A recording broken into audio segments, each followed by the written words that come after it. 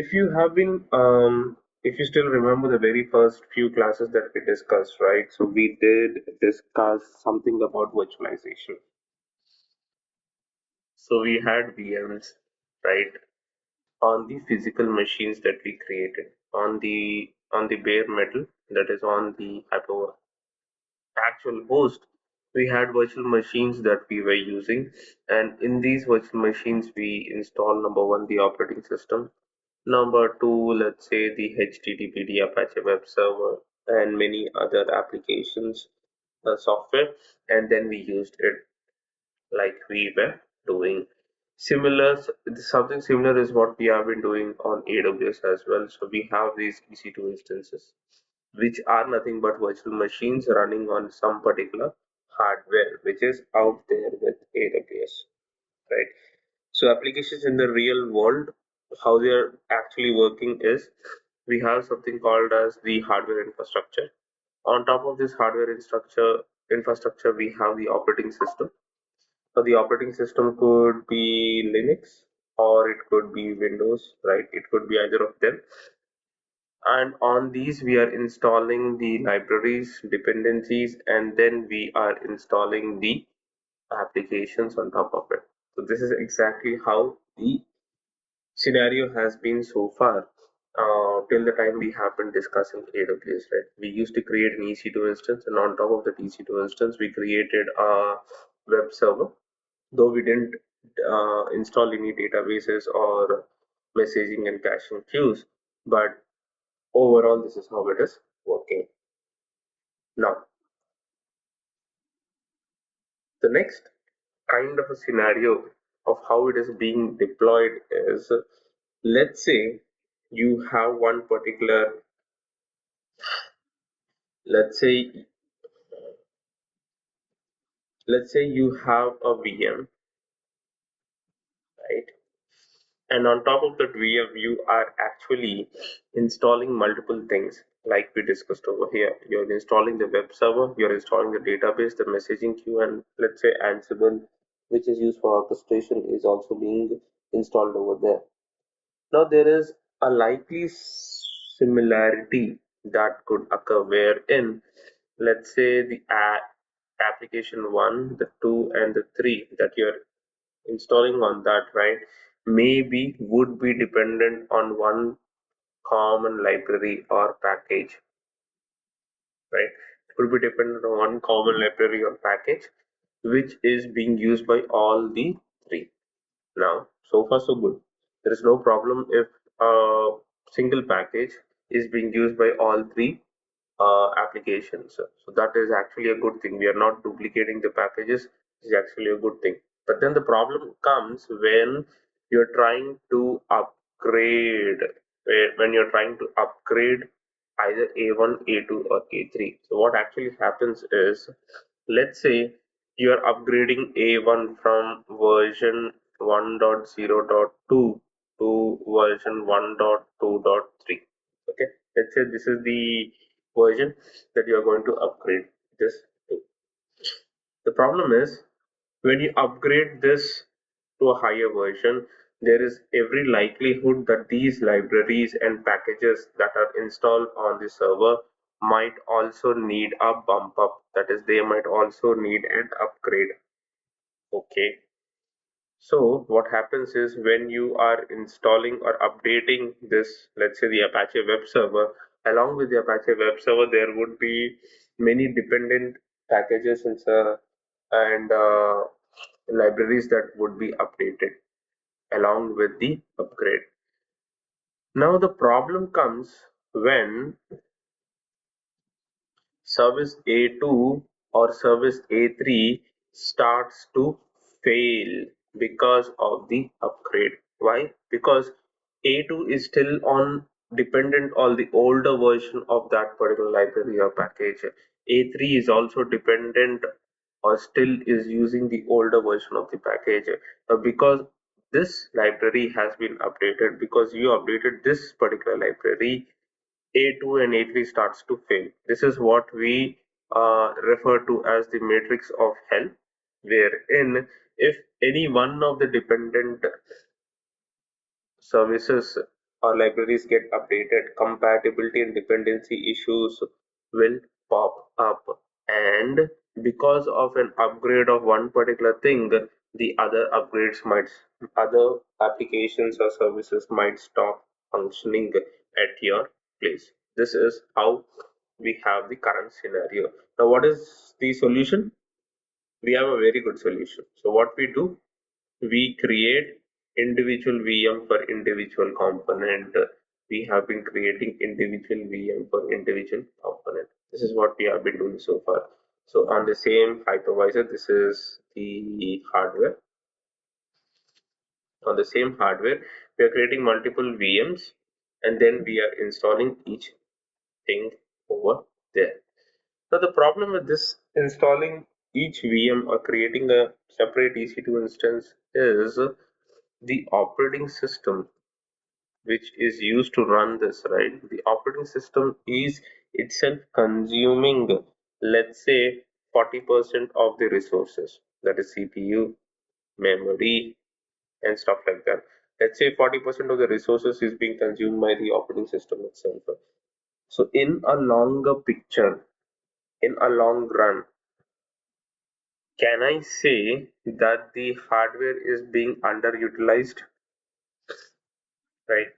Now, let's say 40% is used by the operating system. Let's say another 20% of the CPU is CPU and memory and everything is used for the service, right? So 40 plus 20, 60. So there is another 40% of the resources which are lying idle. Now we can't go ahead and decrease the resources on this because sometimes the application or the service peaks when the demand is high, the load of the service could go high up to 40% or something, and then there would be a resource crunch on this. So this is one of the issue with the current setup wherein we are having multiple VMs and then trying to install each one over there. The number first one is the operating system itself is consuming a lot of resources. That means of the three VMs, now you need to consider the hardware resources on the physical machine, that is the CPU memory on the physical machine and the disk on the physical hardware, right? Half of it is already being used by the operating system. Only a very small fraction of these resource on the hardware is actually being used by the services that are running inside the VMs. That is one big problem. The other problem is we just discussed single upgrade of the libraries of a service will break other services. That's number one. Setting up time, right? So the amount of time it takes to set up the network, the EC2 instance, and then installing all the packages and the dependencies is a very tedious task. We only did a very simple example of installing HTTPD as a service, but then let's say you have to install Jenkins, which is the next topic that we'll be discussing, on a server, right? For Jenkins to be installed, you first need Java, right? You first need Java to be installed on the app on the server, and then you go ahead and install Jenkins, right? So this is not an easy setup when it comes to the installation. When I say easy, it's definitely something which is not going to complete in, let's say, in 2 minutes or 3 minutes. It's going to take its own time, maybe 20 minutes to 1 hour to get the settings right. Now, if there is a mismatch in the Java version and the Jenkins, right, the Jenkins software or the service will not come up. That's another problem, right? So this is one long time setup for developers. Now, there's also something called as OS preference. Now, if you see it, I have been using Amazon Linux as the choice of the operating system on AWS. Now, do we have Amazon Linux as a VM on my local machine? No. I could be running a VirtualBox VM with maybe Ubuntu or CentOS because these are the free versions. I might not be using Amazon Linux on the local OS or the local testing lab, right? That could be one. Or there could be some teams which prefer Ubuntu Ubuntu has its own package management system. That is, Ubuntu has its own package manager. So Ubuntu uses apt, right? apt as the package manager. CentOS uses yum as the package manager, right? Windows as a Choco. Choco is a package manager in Windows that can be used. So these are different package managers.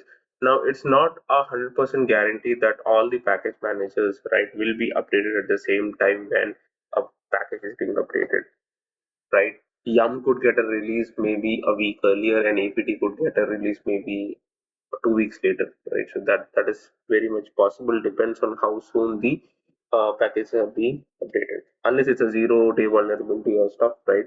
Packages will take time to get uploaded. So different teams using different software. Now, if different teams are using different software, will you then be creating different VMs depending on different software? No. We will still be going with one flavor of VM on the cloud, right? It would either be Amazon Linux or it would be either Ubuntu only or something. We are not going to have a mix and match saying that team A only uses Ubuntu, so we'll have Ubuntu servers. Team B only uses CentOS, so probably we'll have Red Hat Enterprise or production.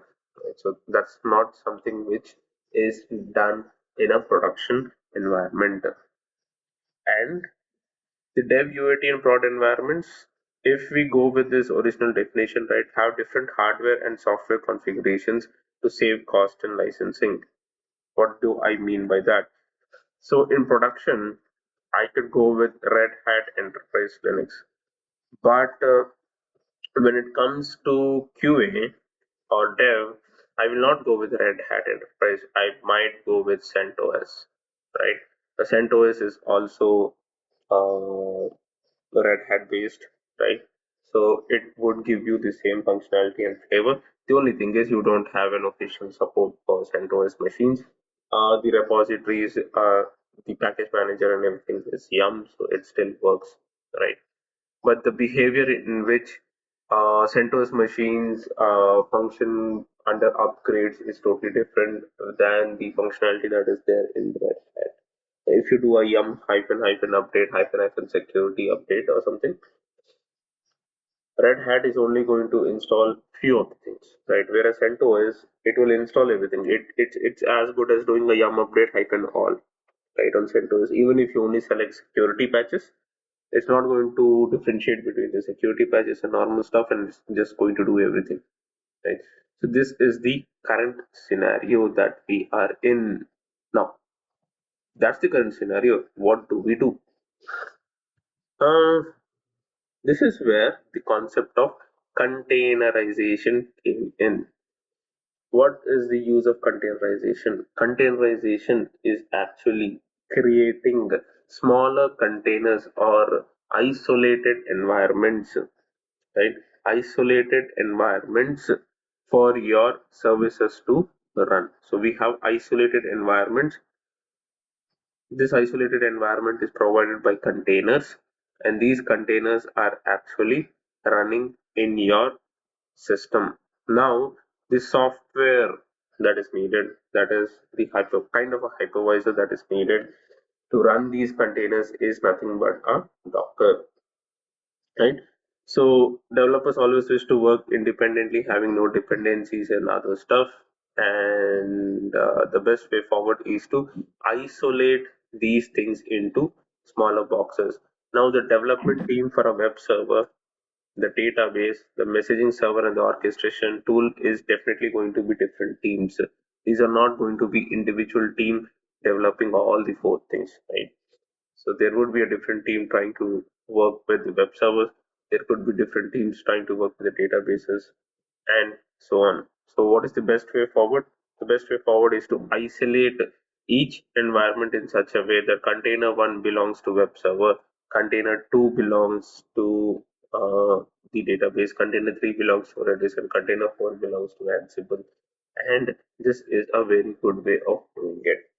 Now what is happening is, how are we providing isolated environments? How are we providing isolation? The isolation is provided wherein each container is going to have its own libraries and dependencies. Dependencies are nothing but the dependent packages that are needed for the application to run properly. So each container is going to have its own dependencies. If that means that Java is going to be present in this and this, yes, that's the case. If it means Python is going to be present in these two, that's the case, right? But then isolated environment means duplication of packages, so nothing can be done over there. But the good thing about containers is the containers are very lightweight. Containers are very lightweight. If you compare an operating system with a container, right? If the operating system is, let's say, around 2.5 GB in size, I'm talking about the base image. The container is around 20 MB in size, right? So the container is very small, whereas the operating system is very, very, very huge in terms of size. Now, containers for isolation. Containers are completely isolated environments which have their own number one process, network interface, and mounts. When I say mounts, it's actually volumes, right? It's actually volumes that I'm talking about. Mount is nothing but volumes. So a container will have its own process, network, and volume, right? And the container tool that we are going to use is Docker in this case. Docker is installed on the operating system. Now, typically what happens is generally we would believe that each container is having its own operating system, right? But that's not actually the case. Each container is only having the software which is needed for running that particular service that you are intending to do. We'll be looking into examples in depth, so don't be afraid. In this image, what I want to show is the container, right?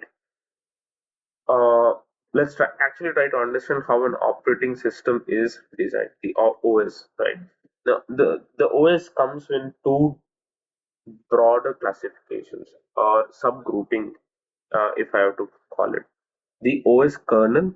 The kernel is where you have all the drivers and everything, which is actually going to interact with the physical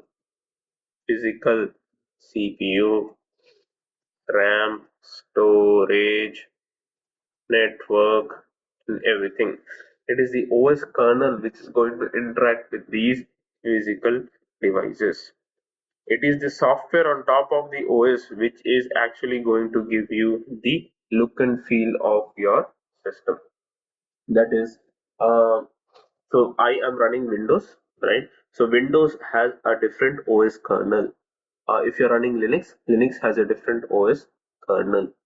So these two are separate OS kernels. But if you compare Mac with Linux, both of them are based out of Linux, right? So both of them are out of Linux.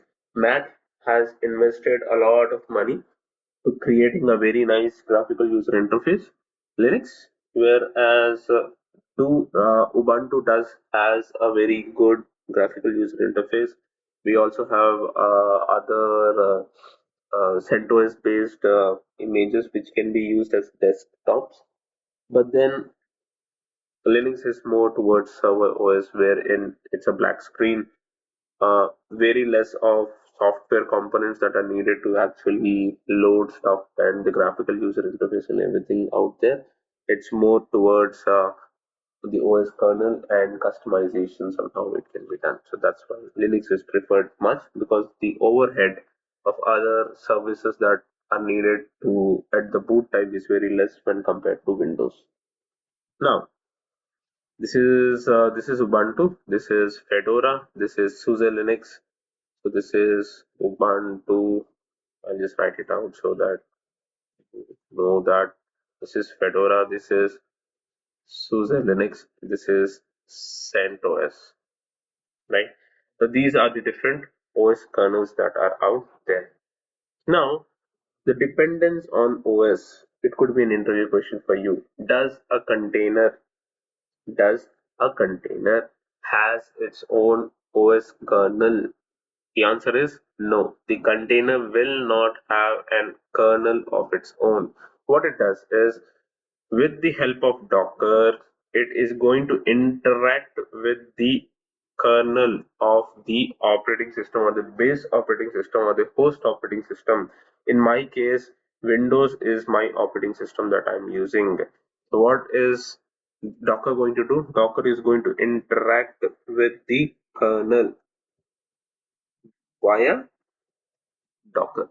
So the container is going to use Docker to interact with the kernel of the operating system, and then it is going to talk to the physical hardware. So these containers are not going to have a kernel of its own, and that is the reason why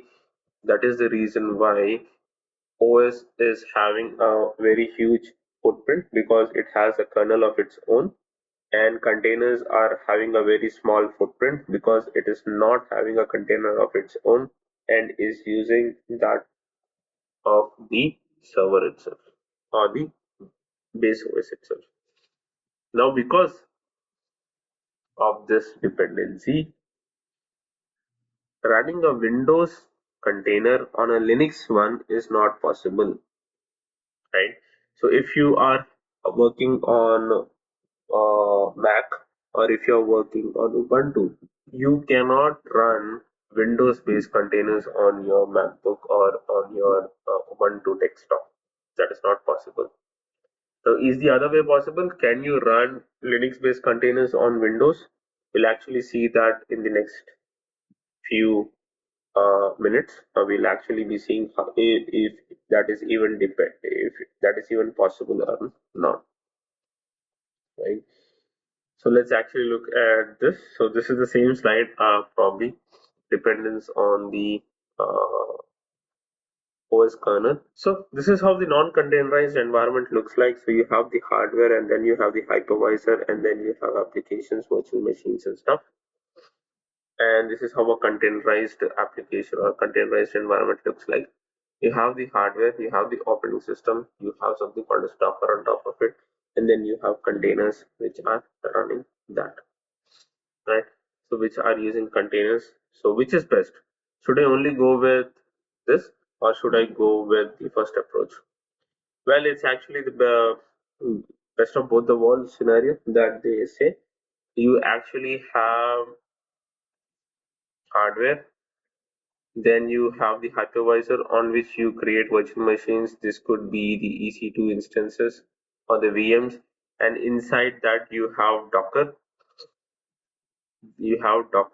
and on top of Docker, you actually have various applications that are running with your doorstep, right? So this is the best of both worlds, which is very much needed for the R. Okay, now let's come into, now that you understand the foundations of why containerization as a technology, let's actually deep dive into the different pieces of Docker that we have. So Docker is one of the containerization technologies that we have. It's not the only, but it is one of them. And Docker, right, has various components to it. The first component that we have in Docker is called as a Docker engine. This is the Docker daemon, which actually runs on the host. It could be Windows in my case, it could be Linux in your case, it could be Mac in someone else's case. It could be the the server OS. So Docker is a daemon or the service that is running, which is going to interact with the kernel, right? So Docker engine is what we have. In the Docker engine, we again have multiple versions. So we'll actually be looking into that. There is something called as Docker image. The image is something similar to an AMI in AWS, wherein you had a template that was used to create EC2 instances. So we have something similar called as Docker image, wherein you can create images using Docker. You can create containers using Docker images. Docker registry is a place where you can find all the images. So all of these images can be found in Docker registries. We'll be looking at what Docker registries are. Containers is the actual isolated environment, the runtime environment that is provided. So with using images, you can actually run containers. So containers is what is providing the isolated environment for the service to function. Then you have networks, which is this Docker networks. Then you have mount and volumes, and then you have process. Right. So all of these is something that we will be discussing in depth. Let's go with Docker engine. The first thing, so there are two type of Docker engines that are available. One is the community edition and one is the enterprise edition. Obviously, we will be using the community edition because it's free for development and research purpose. Right? So we'll be including this into our system. Now, how do you get started with Docker? The first thing is you need to install Docker on your laptops. Okay. Now, if you are on, so I'll say Docker desktop. So they claim they are the number one containerization software. That's okay. Download Docker desktop. Now, if you are on Apple and if you're using an Intel-based chip, go with the older one. If you're using the silicon-based, the Apple M1 chips, go with this. If you're an AMD, go with this. If you're on ARM, go with this. If you're on Linux, you can go with this. I am using AMD Ryzen, so I'll go with this. So this is now started to download something. Once it downloads, all I have to do is double click on this and it will start the installation process for Docker, right? I don't want to download it again. I already have that file. Now, once you have that, once the installation is finishes, you will have an application like this. Mac setup is also similar. You will get a DMG file. You need to copy the DMG file into the applications folder and just start Docker, and Docker will be started. Now, as soon as you start Docker, this is what you're going to see, right? This is what I am going to see on my screen.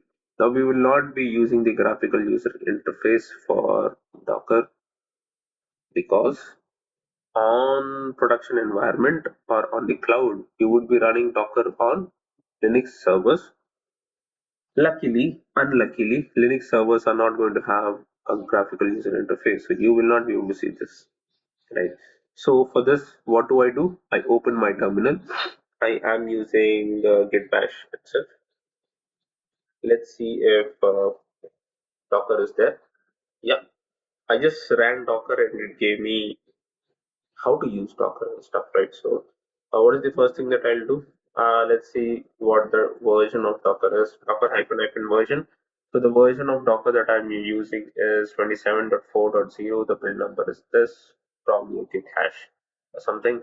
But this is basically what we have. Okay, this is how you need to first get your Docker setup so that you could actually run Docker containers or Docker related stuff over there. I don't need this. Right. This is the community edition and you need to follow this step. Make sure that whenever you are trying to work with Docker, Docker desktop should be running on your laptop, right? There are many cases wherein Docker desktop is not running. So how do I stop it? This is Docker. So quit Docker desktop and it will stop the Docker daemon. And now if you type Docker hyphen hyphen version, it will give you the version. But if you say Docker anything, right, it's going to give you an error saying that, hey, I don't think Docker is running. Make sure that Docker is running on your servers, on your desktop or your laptop, wherever that is. Okay. Now, I don't want any baggage, so we'll try to start afresh. So give me 1 second while I delete everything. There are commands to do it as well, but I'm just doing it like this. Okay.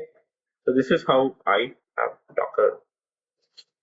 Now, how do you get started with Docker? So Docker images and containers.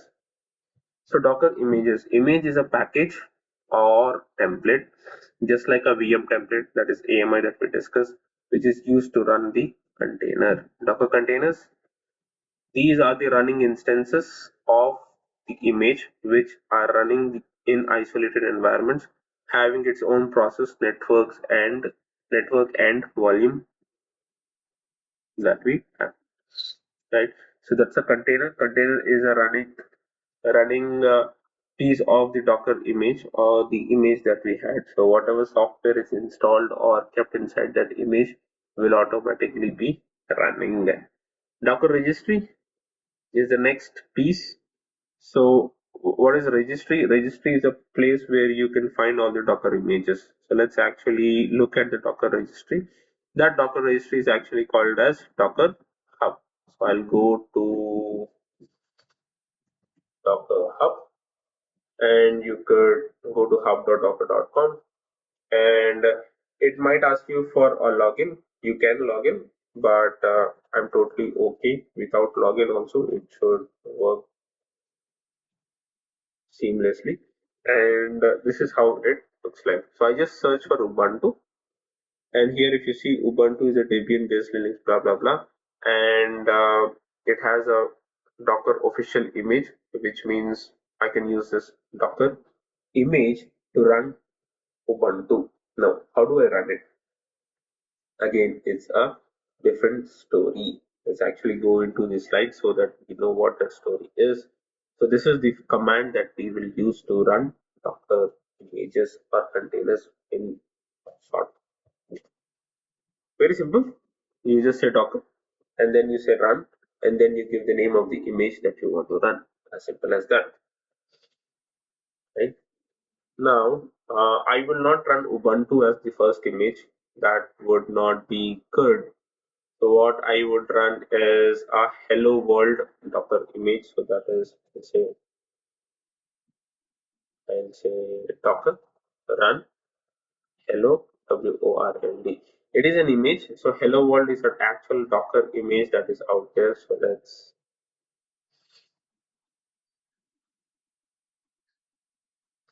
hello world is an actual Docker image that is out there, right? Which we can use to see if the Docker is running or not.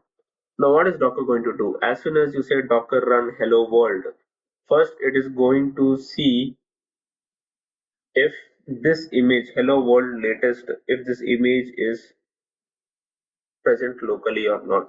It was not there, so it started to pull the image. That is, it downloaded the image onto your laptop. So this is the image downloaded, and now it is running that image and going to give you an output. So what is the output saying? Hello from Docker. Okay. This message shows that your installation appears to be working correctly. To generate this message, Docker took the following steps. Number one, the Docker client contacted the Docker daemon, right? So this is the Docker client. It actually contacted the Docker daemon, that actual process that is running. The Docker daemon pulled the hello world image from Docker Hub, and Docker daemon created a new container from that image which runs the executable that produces the output that we are currently reading. Docker daemon streamed that output to the Docker client, which then sent it to the terminal that you are running it in with. What you're saying, to try something more ambitious, you can run Ubuntu container with this. Okay, let's try this. This should answer your question. Can I run Linux containers on Windows? Yes or no? And the answer is yes, you can, right? If I do a cat etc os release, you see that it is Ubuntu, Debian, and I am on Windows. So if that's the case, then this slide holds no good, right? Then you might argue that this slide holds no good. But in actuality, what is happening is in actual world, what is happening is my Windows laptop actually is using Hyper-V in the background to actually have a Linux VM created, and this Docker that I am running, right? This Docker that I'm running is actually running on that Linux VM, right? And that is the reason why it is able to run Linux based. It's able to run Linux based containers. Linux based containers are only running because I'm using Docker. Uh, Windows is actually using Docker on Linux based system. That's the reason why it is functioning. Okay, so this is how you can run this. Now, here if you see, it says Docker run. From this slide, you only knew Docker run and the name of the image, right? Here also it did the same. Ubuntu was something which was unable to find locally. So it started to pull Ubuntu and then it did all of this. Let's say I exit out of this terminal and I again do this. This time you will see that it did not download all of that stuff. It straight away ran that for us. And that's how it is, right? So if I say host name, you will see that this is something that I get. Now, how do I know the different containers that are running out there? So let's actually go to the next slide to understand the next concepts. So this is what we did. We did a Docker run and the image and it started to run. Now, how do you know what are the different containers that are running on our laptop or on Docker? What are the different containers that are running? The running containers. For that, you need something called as Docker PS. The Docker PS is what you would be using. Here it is going to give you the container ID, and if you match this container ID with this, it should be the same. Ending with B92. B92 is the container ID that it is running. So if I do Docker PS again, it is going to give me this.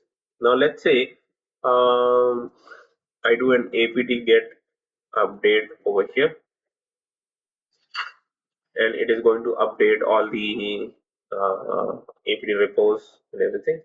And let's say I want to install apt get install httpd. I'm not sure if httpd is present or not. So which one do you want is what it's asking. Do you want a micro HTTPD, or do you want an Apache 2, or do you want an Nginx? Oh god. Let's go with mini HTTPD. I don't know what that is, but let's say apt-get install HTTPD. The reason I chose HTTPD is because we have been using it for some time and stuff like that. Let's say I did the installation and everything is done and I exit out of this container. Okay, I've exited out of this container. Now, if you try to run Docker PS, you will not see anything that is running inside the, like you will not see any container that is running. So that is because as soon as you exited out of this container, what was the purpose of this container? What was the purpose of running this Ubuntu image? The purpose was bash. The bash is nothing but a shell that we have. So as soon as the shell is there, it is going to stay. As soon as the shell is exited, it will exit out of that. That means the container will also stop. So if the service inside the container stops, that means the container outside will also stop. What is a better example that I have? So let's say I'll say Docker run Ubuntu, and I want to do a sleep for let's say 10 seconds, right? So what is the Docker going to do? This container is going to run sleep for 10 seconds, and as soon as this 10-second sleep is completed, the Docker container will exit automatically. The Docker container exited automatically. Here if you see again, I am again running it, and as soon as the sleep command finishes, it is going to exit out of it. It's going to vanish. Right here, I don't see any of the containers running because the sleep service which is the primary service that was running, or PID number one, is the first process that is running inside the container, completed its run and it closed. Now, instead of sleep, you could have a Python code, or you could run Terraform, or you could run something else, or something else, and something else. And this is going to behave and work in the same fashion in Docker PS. Now that all the containers are gone, right? Now that all the containers are gone, how do I know a list of all the containers that actually ran on the system? Right? On this Docker, what have been the containers that actually ran? So for that, you could use a command called as ps-a. Right? That probably should be my next slide. If it is, yeah. Docker ps-a is what I should be using, and this is the list of all the containers that actually ran on my system. What you could also do is, let's say Docker run nginx. Nginx is again a web server like HTTPD that we had. So it is a web server, and here if you see, for Nginx it is downloading multiple layers. Now what is layer? We'll actually be discussing what a layer is in the coming classes, but this is actually what it looks like. Now here if you see, you actually have the container running, and this is the log of the container. So the logs of nginx are actually being displayed on the screen. If I go to a different terminal and let's say to docker ps, it will show me nginx is running for 26 seconds. It is up, status is this, port number is this, and all of this is actually running on the server. So if I kill this, if I do a control C, if I kill it, it will exit. And if you again run a docker ps, it's going to fade away. If you run a docker ps-a, you will see that the container was this. Let me minimize it a bit so that it's much clear. So this is the container ID that was created. This is the image that was used. This is the command or the entry point. We'll discuss what a command and an entry point is in the coming classes. But basically, what this is what you have. And each container actually gets a suite name for itself. It's a random name that is generated. It combines two random words and gives you a name. Right. So this is the container name. This is the container ID that we have over here. Right. So how do I stop a container, and how do I start a container? So let's actually do this. I'll run nginx again, right? And this time in a different shell. Let's say I say docker ps and I get the container ID. What I'll do, I'll say docker stop at the container ID. If I say something like this, stop, it is going to stop the container for us. So here if you see, it exited out of that, right? Now, if you want to start it back, so you could say start, but I'm very doubtful of what exactly this is going to happen. So if you see, the container has started, right? Now, what's the difference? The first time you actually ran Docker run Nginx, it actually ran in the shell itself. It ran in an interactive mode. We call it as interactive mode. So Docker actually ran it in an interactive mode. But when I actually did a Docker start, for that it did not run it in an interactive mode, but it actually ran it in the background, right? My shell is still free for me to use. And now if you see, I actually have two Docker containers running. One is this one where I said Docker start. The other one is in the other shell, which is actually running for us over here. So I don't want any of the Docker containers to be running. So what I'll do is I'll say Docker ps. I'll stop the Docker container. So I'll say Docker stop this, and it should stop the Docker containers. Right? Very simple. So this is how we are going to stop the containers, and obviously we also started the containers, and that is what we have. Yesterday we were running some Docker containers. So let's just get a list of the Docker containers. The command is docker ps-a. You get a list of all the containers that are there on your system. And if you do a Docker PS, we actually don't have any containers out there. So it's only Docker ps-a where all the containers are there. That means all of these containers are currently in the exited state, or you could also call it as the stop state, right? Now, these Docker containers, right, all of these containers that you see on the extreme left, the container IDs, right, these are actually running on certain images. That these images are like Nginx image, Ubuntu, Hello World, and stuff like that. Now, to understand or to know what images are there on your laptop, you could run the command called as docker images, which says Ubuntu, Nginx, and Hello World. These are the three images that are actually there in my laptop as of now. Now, the thing that you have to see is the size of the Ubuntu image. The Ubuntu image, the size is only 117 MB, right? It's not big. It's very very very very small when compared to the operating system or the ISO image, which has the entire OS kernel and everything along with it. 117 MB of the entire container is very very very less.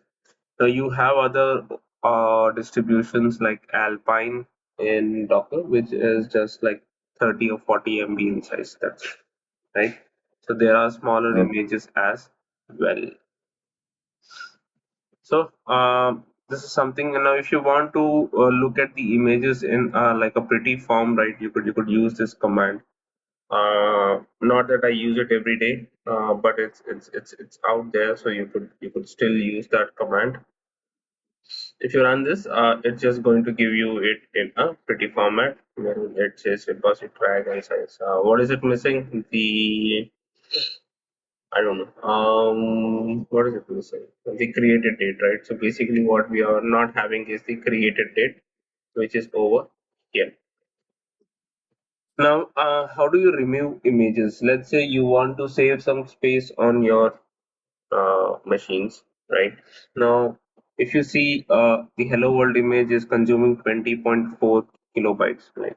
It could be any other image. Let's say it is an image which is consuming, let's say 500 MB of space, which is very much possible, right? And if you, as you keep on adding more and more stuff to your containers, that is more and more software and packages and libraries, the thing will keep on increasing, right? So that's the hello world example. Now let's say you want to remove this image or you want to delete this image. How do you do it? So you could say docker rmi, that is remove image rmi, and you will just say the image id. And what is this going to do? It is actually going to delete the image. But before deleting, it is going to give you a very small subtle error saying that there is Docker container, this which was run using it, and it is still available.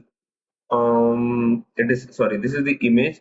This is the Docker container which is available on your host, Docker host, and it's still there. So what would happen is if you try to delete the image and then again if you try to run the Docker container, that would not start because the image itself is not there, right? So what are we going to do? We are going to do a docker ps-a. We're trying to see if this actually matches with the hello world example. Yes. So the first thing that I'm going to do is docker rm, and this is actually going to delete the container itself. So it is going to delete the container on your system, right? So docker rm is going to delete the container, rmi is going to delete the image, right? Now you see that the image was deleted successfully. Earlier it was throwing us a response. Error response was from the daemon conflict. It was unable to delete the thing. Now if you try to do a docker images, you will see that there are only two images left on your device, that is Nginx and Ubuntu. Yeah.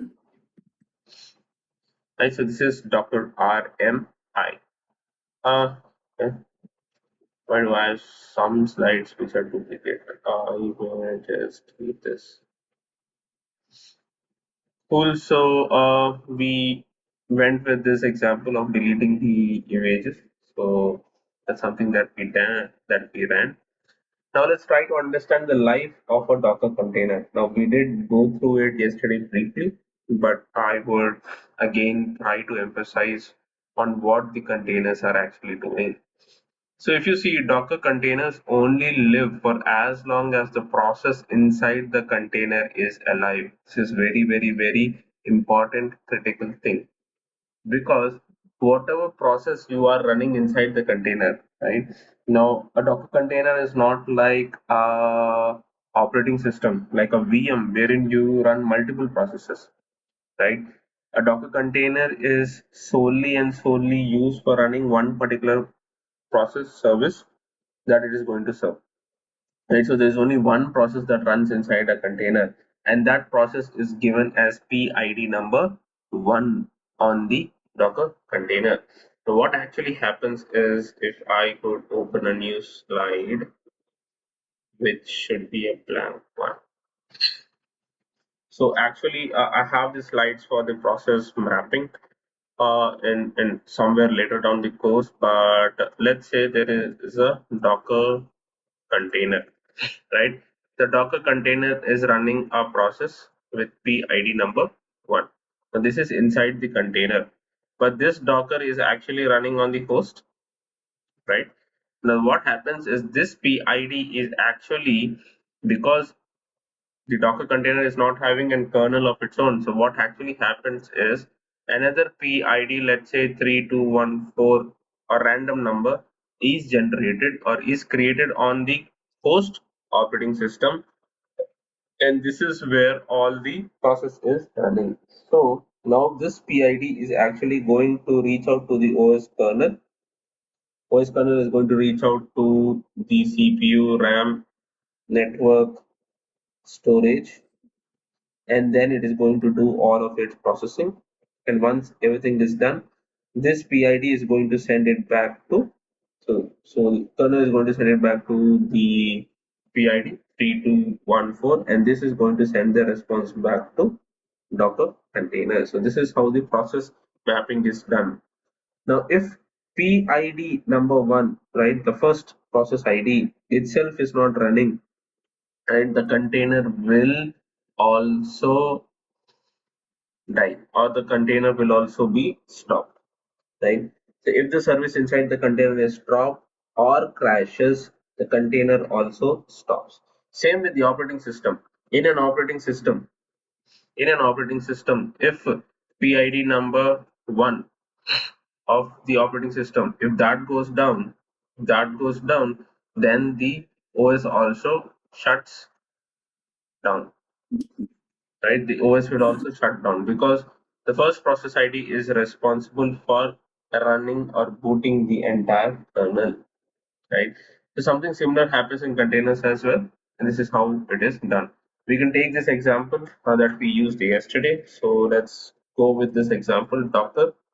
PS, you don't see any containers running. So let's say Docker run. I would be running Ubuntu, and so I let's say I run sleep for like 20 seconds, right? This is all I did.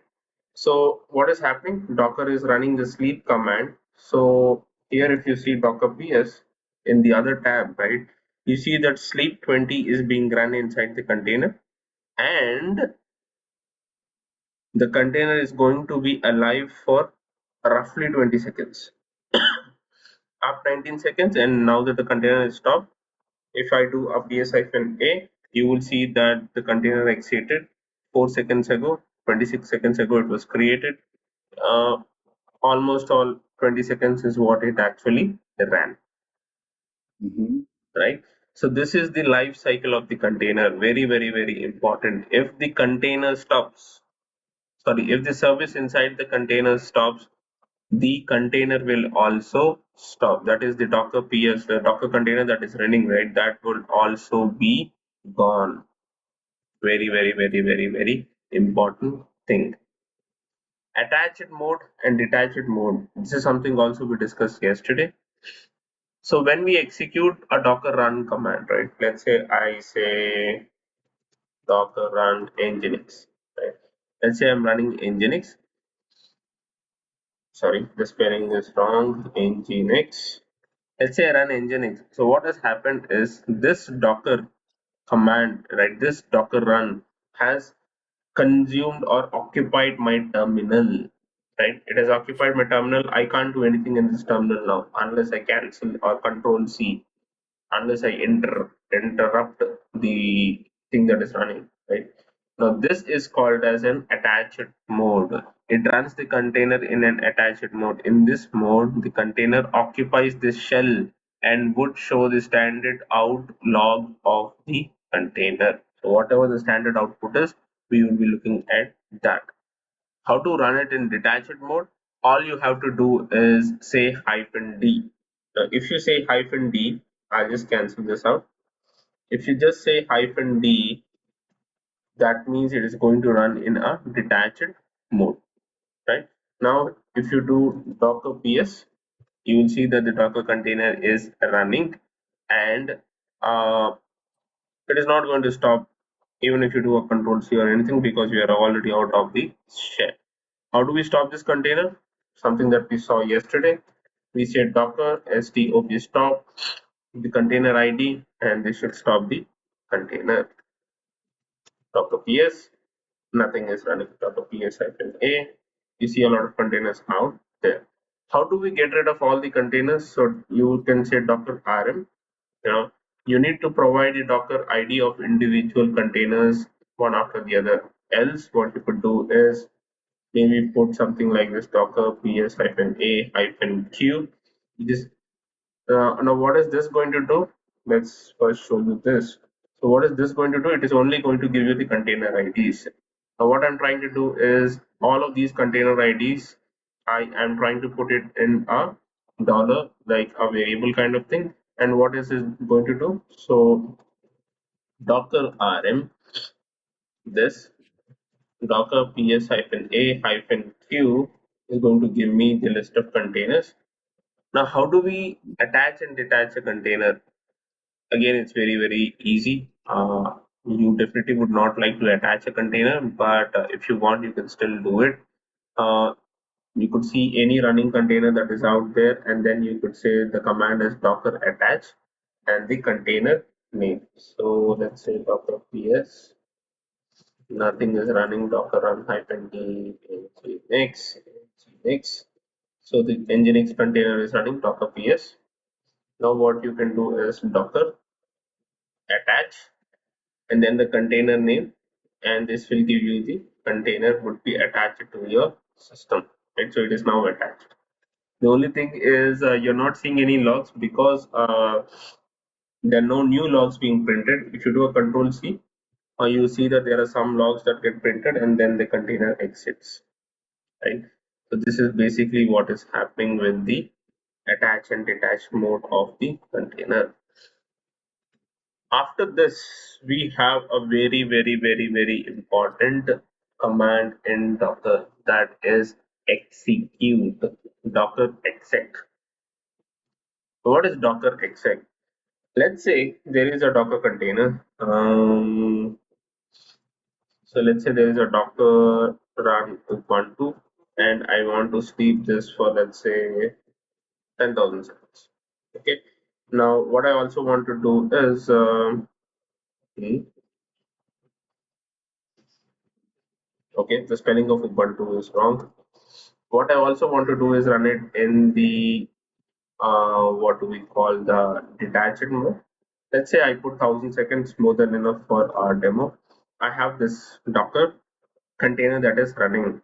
Now let's say I want to run some remote commands on this Docker container, or let's say I want to go inside the Docker container and see what is happening, right? So what you can do is you can run the command called as exec, Docker exec. If you do an hyphen it, it is going to give you an interactive shell, right? It is going to give you an interactive shell, and all you have to say is bash. So, right? So this is the command that you want to run, and it has given you bash ps-ef.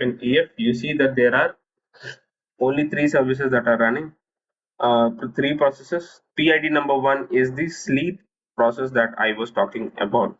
So whatever the main command was used to run the Docker image, right? So that becomes as the process ID number one. Is it necessary that we always provide the process ID? Not needed, right? So the, let's say the Nginx container that we ran, we didn't provide any command after that, right? We didn't say sleep or anything. We just said Docker run Nginx, and that's it. It ran Nginx for us because Nginx is something which works as a web server, so you don't need any overriding or any additional features to be run with that. But let's say in an Nginx server you want to run something specific, yes, you can then provide what you want. Right? So Docker exec, this is giving you a sleep of 1000. If I exit this and if I now say Docker ps, right, this is not going to delete the container. Make sure this is not going to delete the container. But what you could do is instead of going inside and running ps-ef, you could directly run ps-ef from the outside also. Here, if you see PID number 7, which was bash, which is when we it actually stopped the bash process actually exited or stopped when we hit exit. So when we came out of this shell, this process ID was gone. PSFNEF is the 16th process that actually ran on this server. Now it is PSFN. Now this PSFNEF is the 16th process that ran. If I do it again, this would be something else, right? So it keeps on incrementing, and this is how you get it. Let's say you want to check the operating system version, right? So cat etc os-release release, and it is going to give you release. Okay, not giving it to me. Okay, now that I'm doing a cat, right, you don't actually need an interactive mode also. So let's get rid of the exec interactive mode. Let's just do a cat and see if it even gives. Okay, Docker PS is the container there. Yes, the container is there. So that's actually go into Docker exec again ID, the container name, and then bash, and then go into cd etc ls-l. Do we have os-release? Yes, os-release is there.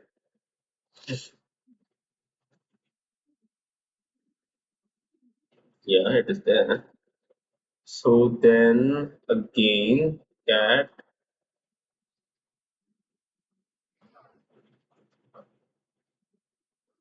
Okay, you're getting this. You're getting this error because what is happening is what is happening is because I'm running this on Windows, right? So this is git bash on Windows, right? So what is happening is docker exec, this command, right, is confusing etc os release to this file actually, right? So what it is thinking is this is the place where it is running the command, whereas the actual place where the command should be run is inside the Docker container itself, right? Now there is a fix for that. I'll actually look for that and discuss that in the next video. So there is a fix that we have to. There is a command that we have to run prior to running these commands, and that would behave like Linux. But if you run this same thing in a Linux container, this is going to run exactly the same way. So this is actually going to read the /etc/os release of the container and going to give you the output, right? So this is how it actually works. But Docker exec is very, very important if you want to actually understand what is happening inside the thing. Here, if you see, okay, yeah, I have some other terminal as well. So let me open mobile term. Okay, so Docker PS. Here, if I run Docker exec exec, what else is that? This cat etc OSRELEAS release is actually going to give me the thing. Now, why is the difference? So this terminal, mobile term, right? This terminal is actually more closer to the Linux environment. It actually opens a Linux shell itself. So it actually works on a principle wherein it actually creates a local server of its own and then runs everything. Whereas Git Bash is primarily using Windows as a platform. Right? So that's why some of the commands over here doesn't work the way it is supposed to work. But anyways, still going good is what I would say.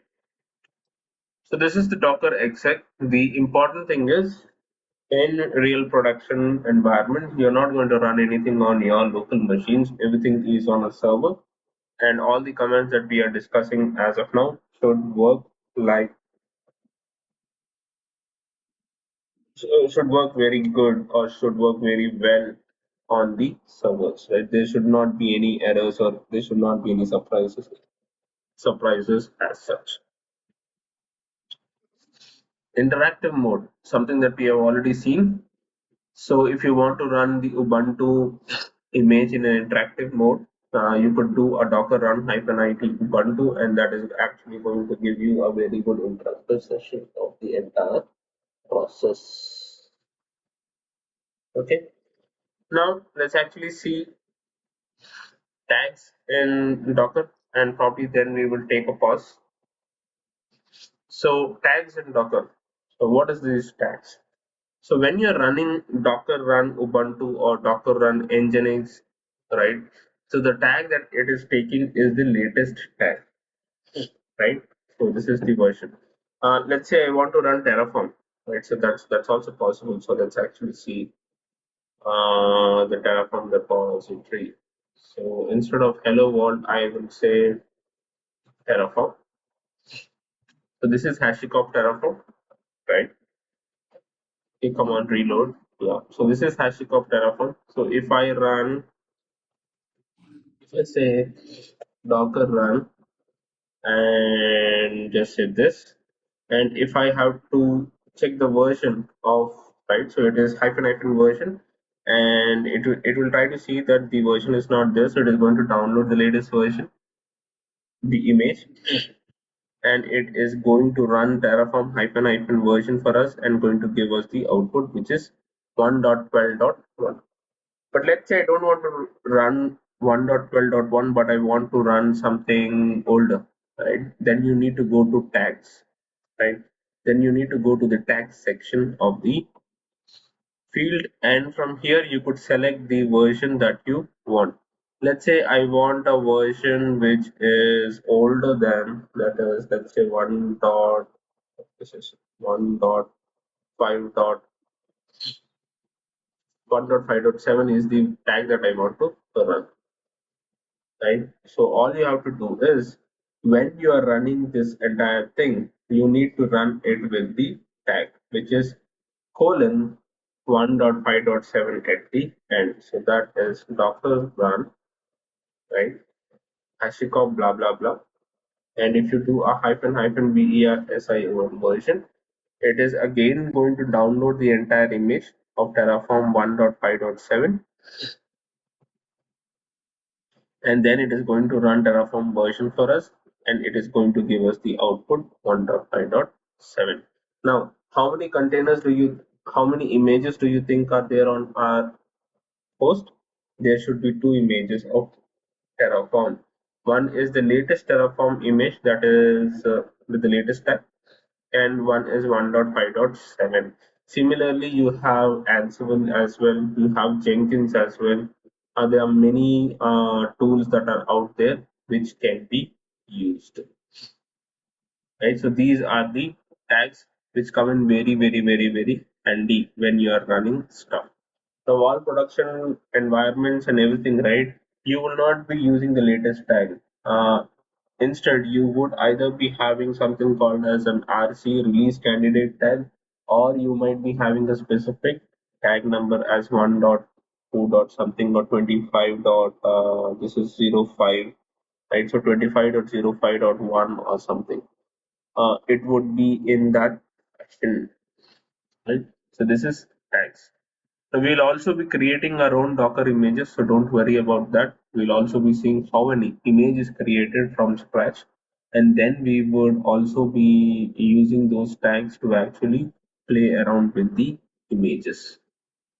Great. So let's look at ports in Docker. When I say ports in Docker, we'll also be looking at yeah, ports is something that we should be looking at. Now, the thing is, we have been running, so we have been running the Nginx container a lot, right? Docker ps-a. You see that we have run the Nginx container a lot. Um, yeah, one second. If I show you the same command that is docker rm, this is dollar docker ps-a-q, this is going to delete all the containers, right? Now it was again an error with issue with the this stuff, right? Unless it would have been up.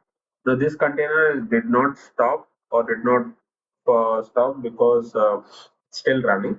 So if you forcefully want to remove a Docker container or stop a Docker container and remove it, you could say docker rm-f, and that should forcefully remove the container as well.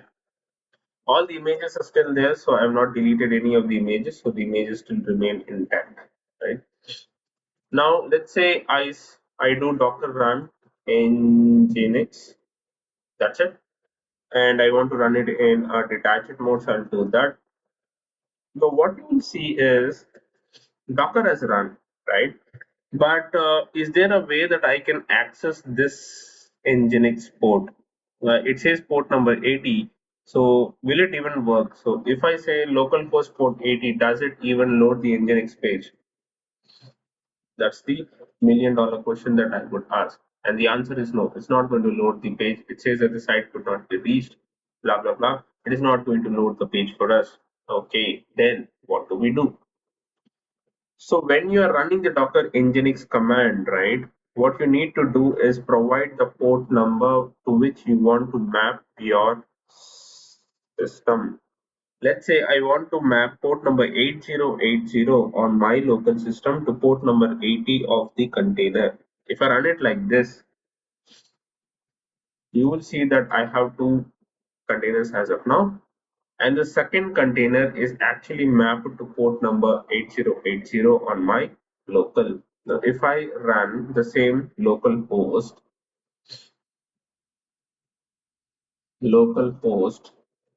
8080, it should actually give you this welcome page for Nginx. Welcome to Nginx. If you see this page, that means the Nginx web server is successfully installed and working. Further configuration is required for online documentation. Please go to nginx.org. Commercial support is also available, blah blah blah, right? So with hyphen p, that is the port number, with hyphen p, which is the port number, we were able to provide an interface between the Docker host and the containers that are running. See, in this example that I have, right? See, all the Docker containers which need to be externally accessible needs ports to be mapped between the Docker host and the Docker container. Obviously, Nginx was a container where we actually had to do the mapping.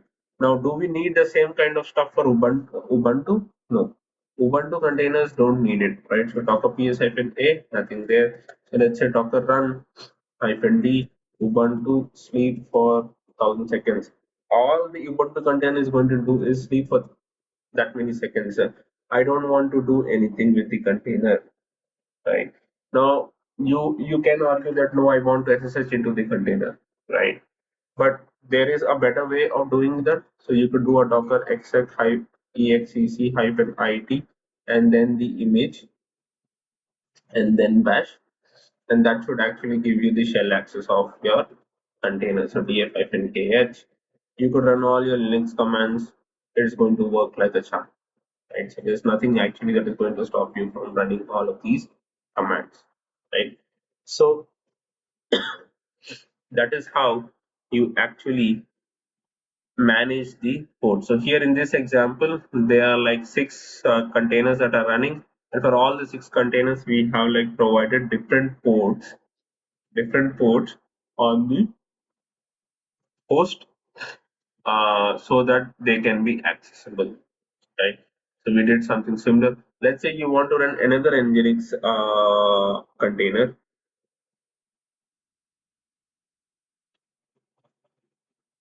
Let's say you want to run another Nginx container, which is this. This time you can map the port number 8081.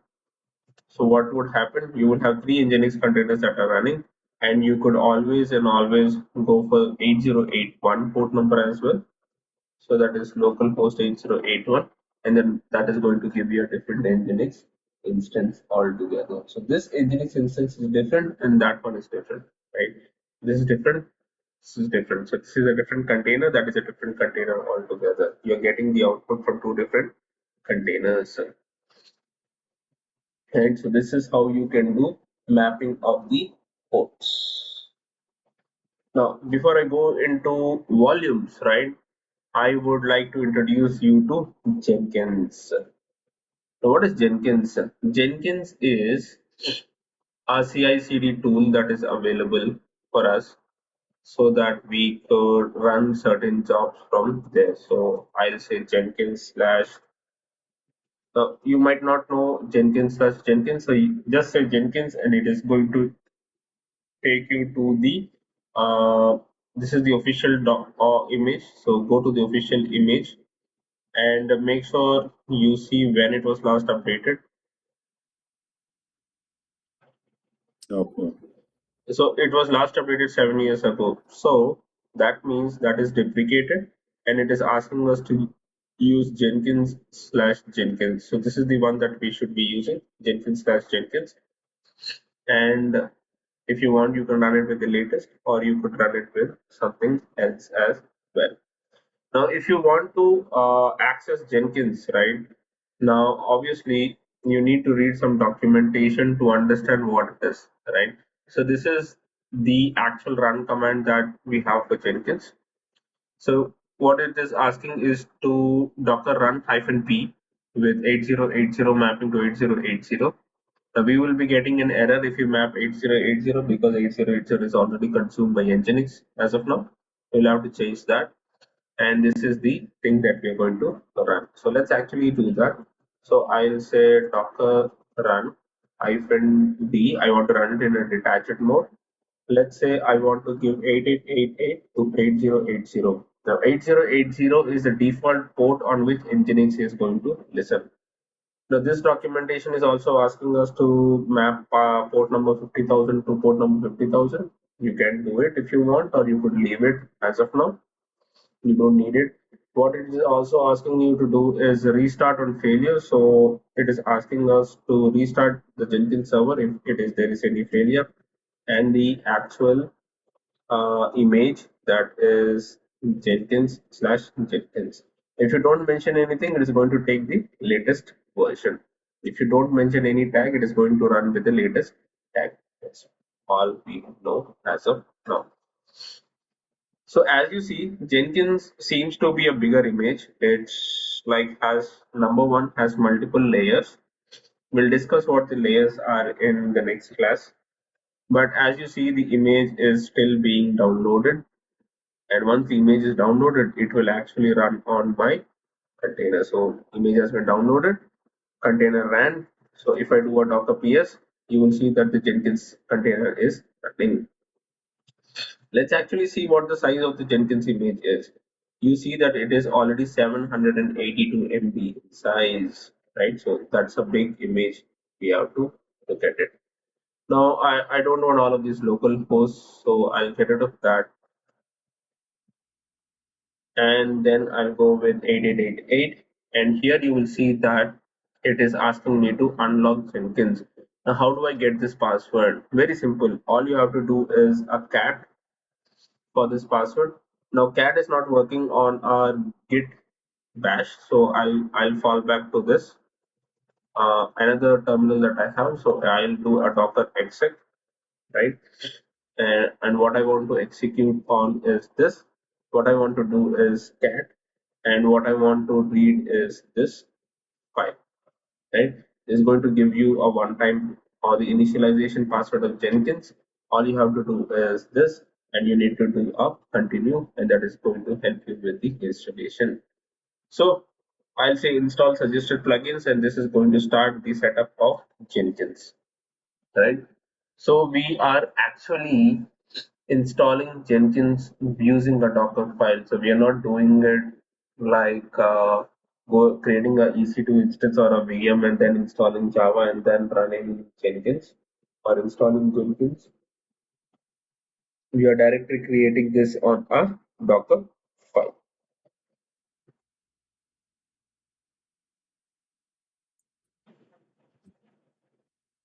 So this step is going to take some time, and uh,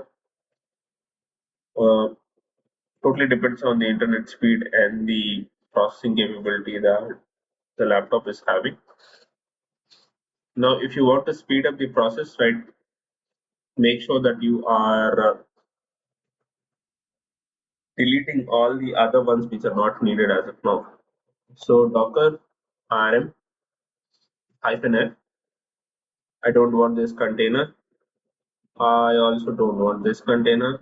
I also don't want this container, and I also don't want this container. So all of this gone. If you now do docker ps, there's only one. If you do docker ps-a, then also there should be only one, which is Jenkins. So most of the plugins have been downloaded. It is now going to ask you for selecting the username, creating a username and a password. So let's wait for the username and the password to be created. Admin admin admin admin admin admin admin admin at gmail.com. So that's not a valid email address, but still works. And okay, save and finish is what I'll say, and start using Jenkins is what I will do. So this is how your Jenkins login page looks like. After you log in, this is what Jenkins looks like. You can create a job. So Jenkins is a CI/CD tool, right? It's a CD tool wherein you could create jobs, which is going to help you run run certain tasks, right? So let's go with a freestyle project as of now. I'll say okay. I just gave a name, demo one. I'll not be doing anything. What I'll straight away go is to build steps, and let's execute a shell called as ls-l. Maybe you want to do a df-kh, and maybe you want to do a host name, and you want to do who am I. Right, all of these Linux command is what I'm running. Nothing fancy. I just applied it. I've saved it, and there is something called as build now. You click on that build now. It is going to start the build for you. Very simple, nothing fancy, right? And if you click on that green tick which is there at the bottom, you would see that all your commands that you mentioned ran successfully. LSFNL, there was 0 files inside the directory. Let's actually see which directory it ran it in. This is dffnkh. The host name will be that of the container ID, right? So this is the container ID that is actually the host name, and the user with which it is running is Jenkins, right? So this is how the build completed. All good. Okay. Now let's say for some reason what has happened is what happened is you accidentally hit the up arrow and deleted the Docker container as well. You actually deleted the Docker container, and if you look at Docker ps-a, you don't have anything left with you. Okay, this is the situation. Now, how do we get the Jenkins back and the job back, right? Luckily, you still have the Docker run command with you, and you would do this Docker run. And what should happen is Jenkins should now be available, or at least it should be available on this port number, that is 8888. But the problem is Jenkins is again went back to the initialization phase. Okay, let's take the risk of initialization and see if that even works, right? So I'll do a Docker PS, that is Docker exec, and this, and I do a cat, and I do a cat for this. I get the initialization password, initialization, continue. What I actually want to show you is all the data that was written, that is nothing but the job that we created and the logs of that job and everything that was out there is Mm. actually lost. Why? Because the volumes that a Docker container uses is not persistent. So what actually happens is when you run a Docker container, when you run a Docker container, right?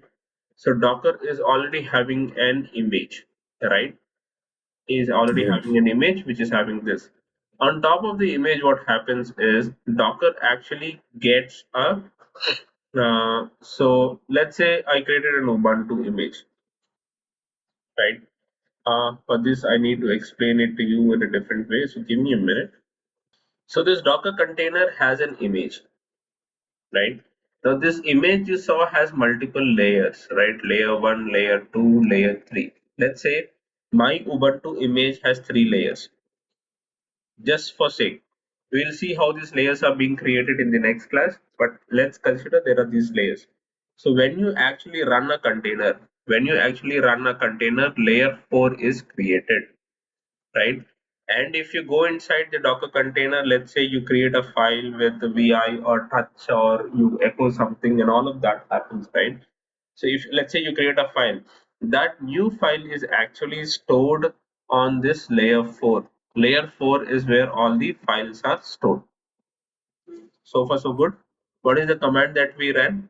So that is docker run hyphen let's say hyphen it for interactive mode, hyphen it. This is Ubuntu.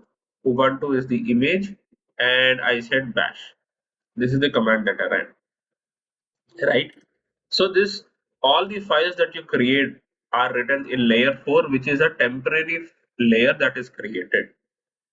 What actually happens when you delete or stop the container? Not even stop. Let's say you do a docker rm of the container ID of the container. What happens is this layer 4 is deleted. This layer 4 is deleted. And if you again run the Docker container, a new layer 4 is created, which is not having all of this data. Something similar happened to us with Jenkins. Something similar happened to us with Jenkins. Something similar happened to us with Jenkins, wherein when I said Jenkins run, we did all the initialization, all the plugins and everything were downloaded. So all of this was downloaded. We actually gave the user ID password and actually created a job and ran it, right? But when I did a docker rm-f for the Jenkins container, it actually deleted that layer 4 or layer 5 or whichever layer it is for Jenkins. It actually deleted that non-persistent layer, and we lost all the data. All the DATA data got lost. Now, what is the solution for this? The solution for this is persistent volumes. So persistent volumes is the solution that we provide, right? Now, what is the so persistent volumes is what has to be used in order to save our day. Now, these persistent volumes can be actually created in 2 ways. You could either provide the folder structure in Linux. You could actually provide the folder structure to map it to that of a container, or you could create something called as a Docker volume. I've not created a Docker volume. I don't have the slide for Docker volume create, but let's actually do that. So Docker PS, I'll just stop this container. I don't want it. So I'll just get rid of this. Right, this is gone. Right. So there is something called as volume. So nothing but Docker volume list is actually going to give you the list of Docker volumes that I have. So let's create a Docker volume. Docker volume create. Create. I call it as my Jenkins, and the volume has been created. Now when I am running Docker, that is Docker run hyphen d hyphen p808. Let's do with 8888 to 8080. Right? I'll say this hyphen v. I'll map this thing to where Jenkins underscore home is what I believe it is, but let's get a confirmation with the Docker readme. So here, if you see where Jenkins underscore home is where you need to map it to, right? So I am going to map it to this. That is where Jenkins underscore home, and I'm going to provide the image, which is Jenkins, and that's it. The only thing that we are missing is that hyphen hyphen restart thing. So let me also copy this and put it somewhere over here. So the hyphen hyphen restart should be before the image, right? So here, if you now do a docker hyphen ps, you see that the container is running. This time again, if you load,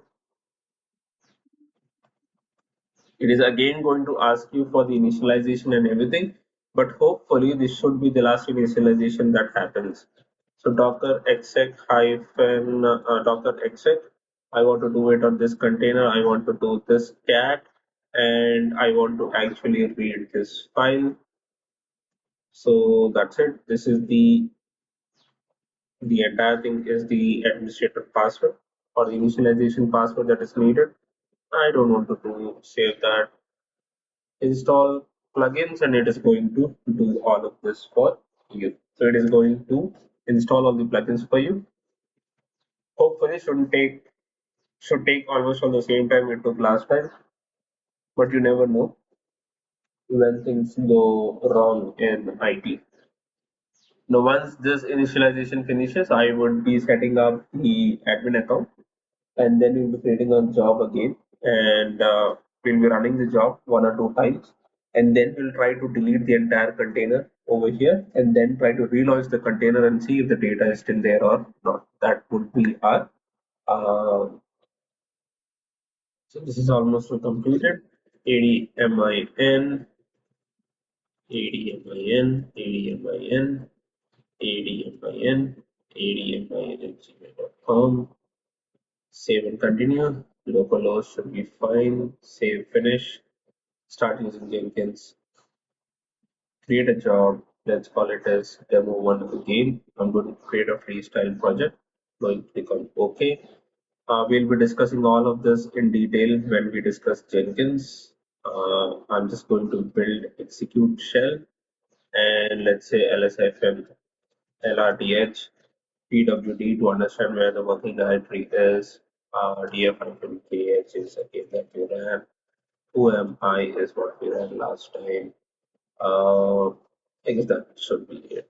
So I click on save. Let's run build now. Build number one completes. Build number two completed. Build number three should also complete. So we already have, let's say there are like 4 builds that we have, right? And if you want to see a trend, this is the trend that we have. And if you want to look at the output of any of the builds, this is the output. And basically, this is where we are. Now, what is the important thing? What we want to do is Docker PS docker rm-f. I am deleting the entire container. That means I am getting rid of everything. There is no file related to the container over here. Now, if you want, you could also delete the image also. So let's say Docker RMI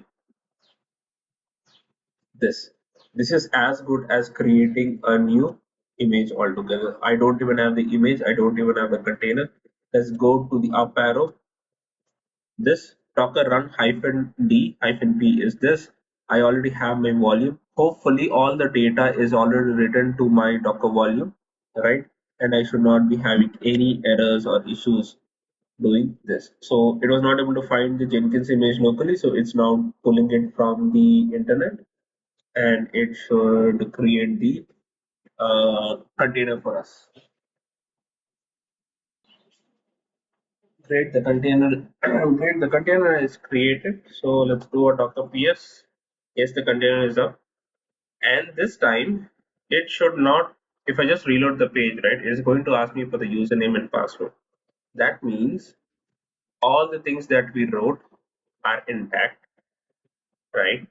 The job is there. I have 4 runs. I could rerun the job, and it is going to run for the fifth time, right? So this is about persistent volumes. Very, very, very, very important. Let me do a history because I want to give you the commands for creating the volume as well in the slides. Let's put a new slide.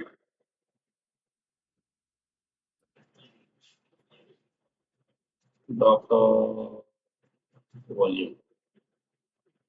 This is number one, and then the command is this, and then the command to actually test it out is this, right? So Okay. this is what we have. Make sure that we practice a bit, but this is persistent volumes. In order to retain the data, which is added to the Docker container at runtime, we need to map the volume to the container. This could be a Docker volume, like we did, or it could be some folder path on the host. Now, this folder path on the host is something which is very difficult to make it work in a Windows setup because it needs that additional configuration which I was talking about. I tested it out. It is out there somewhere. I've not noted it down. Probably I'll note it down this time and we could start using it, right? But till then, there's always a workaround, a plan B. You could use Docker volumes and you could play with that. Right? So this is one way of doing the stuff. Okay, so with this, we can pause for today and let's continue to be continued for day, right? I just Yes. finished that. So day three will continue from here. Okay, make sense? All right. Yeah. Right. So we are almost out there. I would say there are maybe two more classes for Docker left, and we should be able to finish that off, right? So maybe two or three classes for Docker, and we would be able to finish things off. Let's continue with our journey on Docker. So yesterday we discussed Docker volumes, very, very, very important stuff. If you need persistent data, that is, if you want the data to be preserved, Docker volumes is something which is going to achieve you with that. So let's actually inspect the Docker container itself. So let's actually see how many Docker containers are running on my system. First of all, I need to make sure that Docker desktop is running. So the Docker app just started that. So let's see. So if I do a Docker PS, it complains that the Docker is not yet running. So let's wait for this to start properly. Let me increase the count a bit. So if you see Docker PS, I do have the Docker container already running, and if I open this in so if I open this in local port, so that is localhost. Was it 8081? No, it is 8888. I should be able to see the login page. The username was ADMIN and the password was also admin, and I signed in. And yes, so this is still working 23 hours ago. And if I just do this, I should be able to do a build number 6, which should also give me a very clear output. Nothing wrong with that, right? Now, this is the container which is already running. Now, let's do a Docker inspect. What is Docker inspect going to do? Docker inspect is going to give you all the details related to the container, right? So it's going to give you all the metadata, every detail, every ounce of detail about the container. Now, if you see, the container ID is not just this number, it's actually a very big number. Uh, so what Docker does is it just shortens it and provides you with this part in the Docker container ID. But in actuality, this is the container ID that we have for Docker, number one. Number two, so the arguments that this is passing is this. So this is something which it is passing when it is starting the Docker container. Totally okay. There should be something called as image. So probably you can do image. So what I can do is grep for image and wow,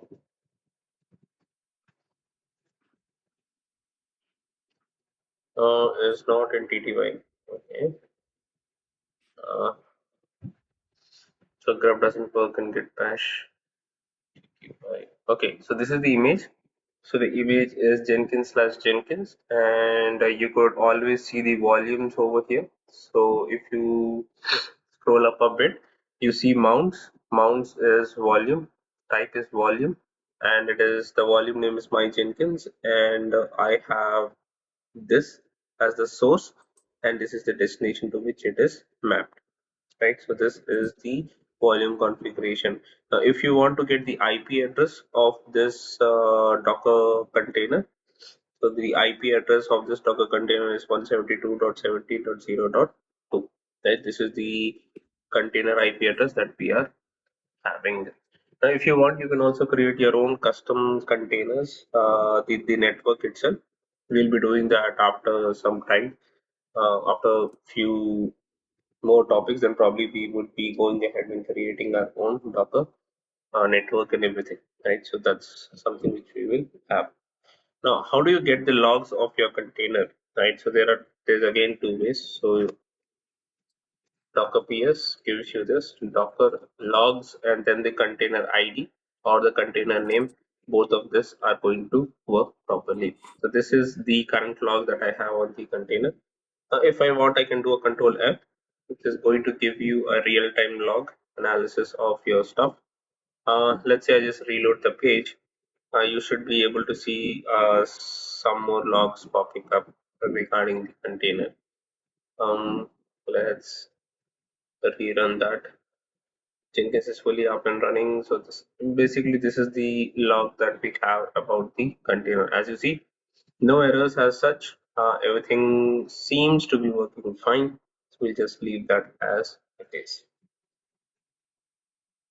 Docker PS, now the best way to actually look at logs is Docker run nginx, right? So let's run nginx and the port number that I want to map is 38,888 to port number 80. So, okay. So this is the Docker container that is running. Now, if I do localhost 38,888, I see this. Now, if you do Docker logs for this container, right? This is the entire container. If you do this, and if I am able to reload the page once or twice, you will see more lines being added to the setup, right? Yeah, so this is the real-time live, this is real-time logs of your setup, right? The more I reload, the more logs it gets generated. So this is control F. This is just to show you that it is real-time logging that is available. So command is docker logs and then the ID, and that is it. Now Let's actually look at something called as variables in Docker. What are variables, right? So for this, what we can do is actually create a file.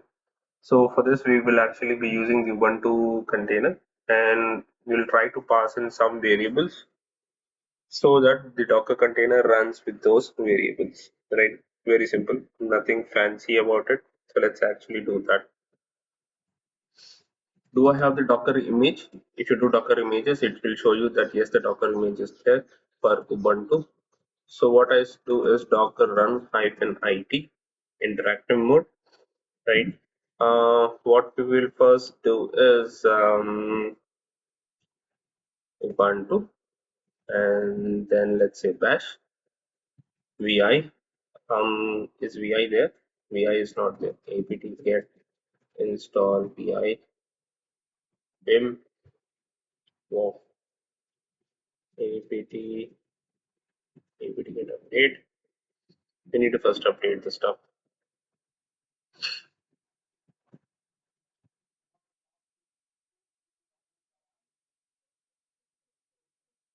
Once it is updated, then we would be installing vi editor over there.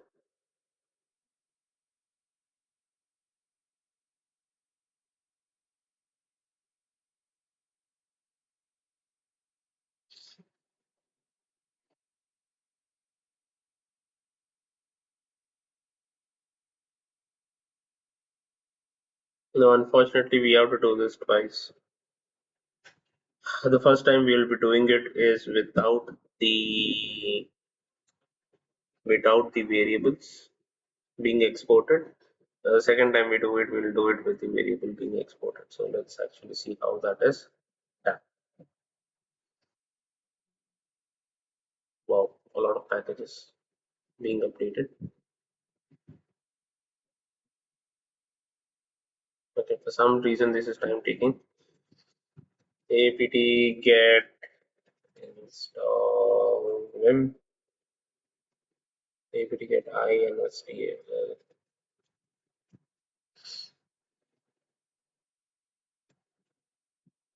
Oh, 72 MB. Yes.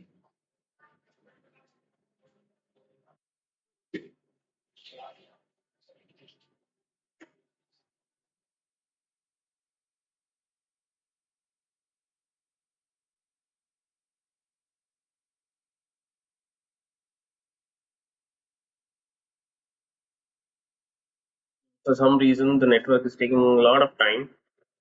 What do we do? Hmm. Okay, let's move on to the next. In Docker, I'll go to Docker file, then we'll come back to variables. Okay, let's do that. So how do you create your own image, right?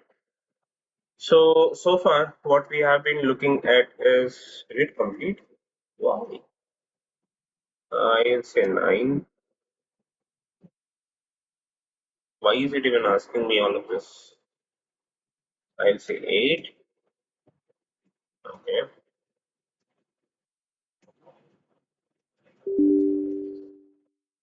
vi run.sh. I go into visit mode. This is $BATCH batch number of the series. Right. So basically, what is going to happen is, let's say I run this run.sh.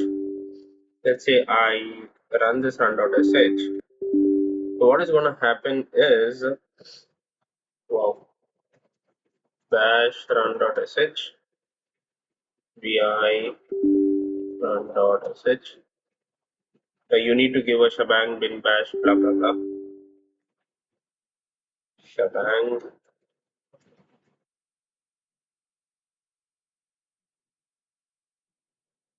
bin bash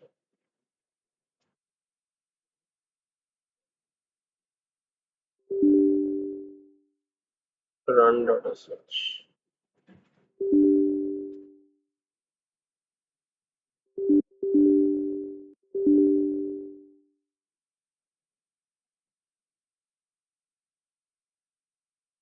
Command is not found. Sorry. What did I do? We actually need to echo this entire stuff. Echo the entire thing. So that's what it was complaining that this is, and if you see, there is no variable that is being passed, and that's the reason why it is showing us an empty space over there. So what I'll do is I'll export this, export without the dollar symbol. So this is batch number 38. So I'll just export this. And now if I run .sh, right? So here you see that there is this variable 38 that is passed, right? So basically this is what is happening. Let's open a new new terminal window,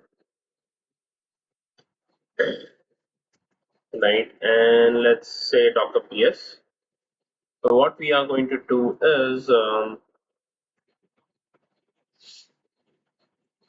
let's run this docker run hyphen d. Like I want it in interactive mode, so yes, hyphen it. And then what we are going to do is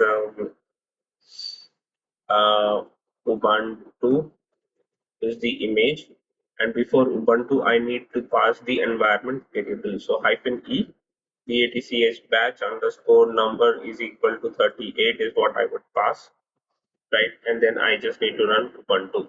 But the problem is we actually don't have the run.sh over here as well, so we would again be facing the same issue.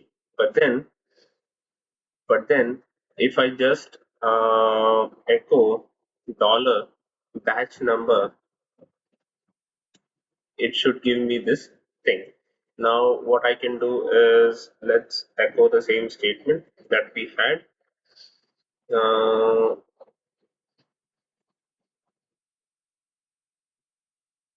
Let's echo all of this into a file called as run.sh lsfnl. Let's do a cat for run.sh, and you see that cat is this. Now what had happened is because we did an echo with batch number, right? So it actually gave me, it actually took the number from the environment variable and actually pasted it over here. So this is 38 being pasted, even though I only pasted batch number. So it actually gave me this thing, which clearly says that yes, the variable has been exported or imported into. Okay, so this is one example that we can uh, echo batch number, and this is going to give you this. So let's say I echoed something else, right? So I say batch number 338, right? And if I now echo dollar batch number, right, I should get the number this. And if I echo this statement into, let's say, run.txt, I'll not paste it.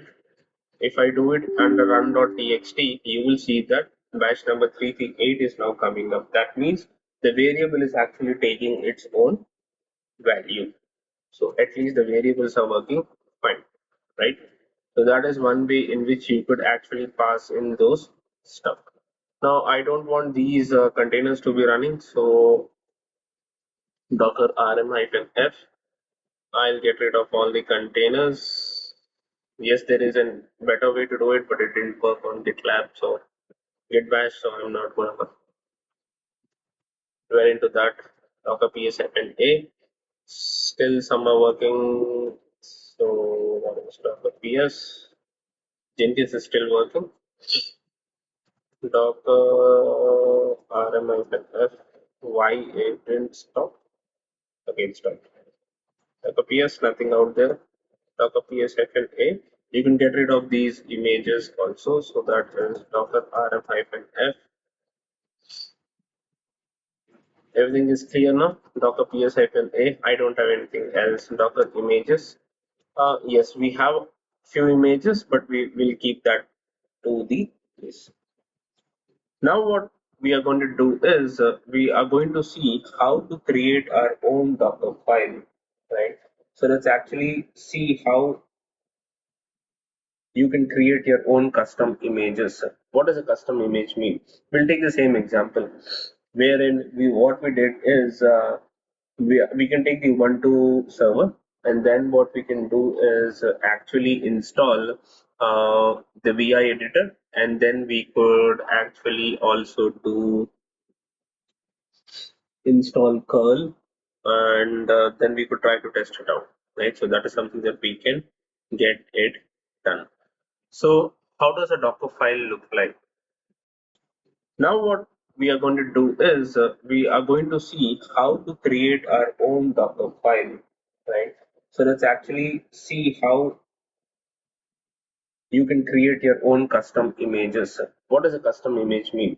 We'll take the same example, wherein what we did is we can take the Ubuntu server, and then what we can do is actually install the VI editor, and then we could actually also do install curl, and then we could try to test it out, right? So that is something that we can get it done. So how does a Docker file look like? A Docker file is a configuration file, right? Number one is a doc. The Docker file is a configuration file which looks something like this, wherein you have instructions and the argument. So the first line of the Docker file is from, and you're going to select the base image that you're going to use. So if the base image is something else, let's say the base image is Nginx, you can use Nginx. Let's say your base image is Ubuntu, so you could have Ubuntu over here, right? So this is the base image, and then you could use run commands to install packages that you want to be installed on the server, on the Docker container, and then you have something called as an entry point or a CMD, which you can use to execute the stuff.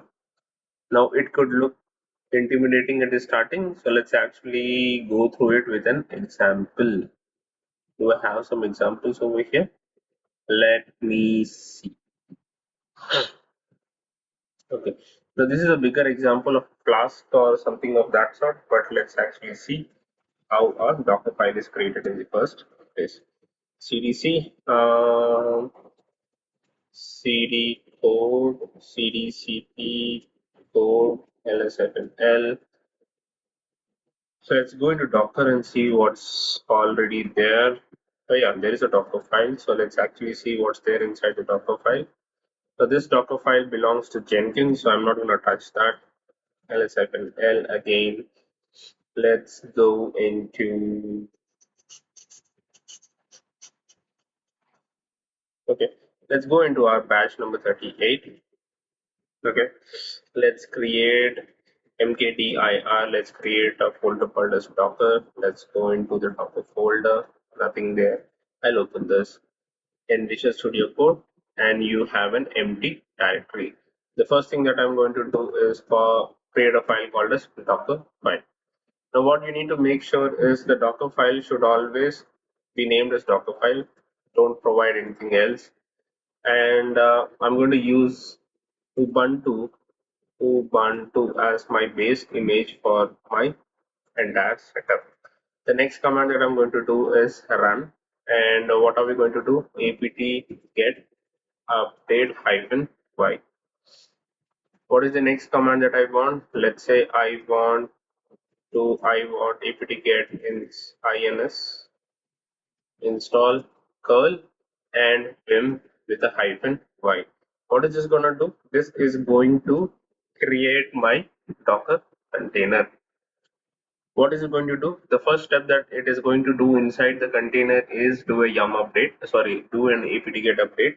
Once the package is updated, then it's going to install curl and vim on my system, right?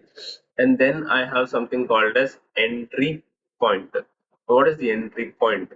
The entry point actually is a combination of uh, so the entry point is the actual command that, or the actual process that is going to run when the Docker container comes up. So when the Docker container is created, the process that you want to create is something which we will keep in the entry point. So here I have some examples. So let's actually see which example suits us the best. We'll take the example of a curl command. So okay,